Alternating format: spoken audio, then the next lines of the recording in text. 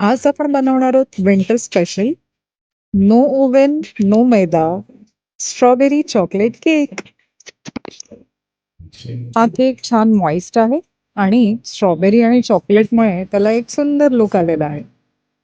तर ही झटपट winter special आणि टेस्टी रेसिपी तुम्ही नक्की ट्राय करून बघा. सगळ्यात पहिले अर्धा कप पिठी साखरेत अर्धा कप तूप किंवा तेल मिक्स करून घेतलं आहे आणि त्यानंतर त्यात 1 टेबलस्पून कोको पावडर ॲड केली आहे. त्यामुळे ह्या केकला छान चॉकलेटी टेस्ट येईल. आणि त्यानंतर 1 कप दूध घालून त्यामध्ये 1 कप गव्हाचे पीठ ॲड केले आहे.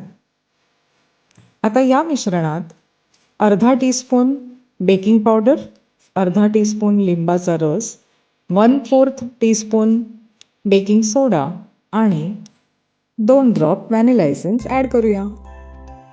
आता केक टिनला सगळ्या बाजूने बटर अप्लाय करून त्यामध्ये केकचं मिश्रण ओतूया आणि कढईमध्ये 5 मिनटं कढईला प्रीहीट करून त्यानंतर 40 मिनटासाठी हा केक बेक करून घेऊया. मी घरी असलेल्या कॅडबरीपासून छान मेल्टेड चॉकलेट तयार केलं आहे आणि ते मी या केकवर डेकोरेशनसाठी यूज करणार आहे. आणि आता आहे माझं फेवरेट पार्ट आणि ते म्हणजे आत्ताचं winter special best fruit strawberry.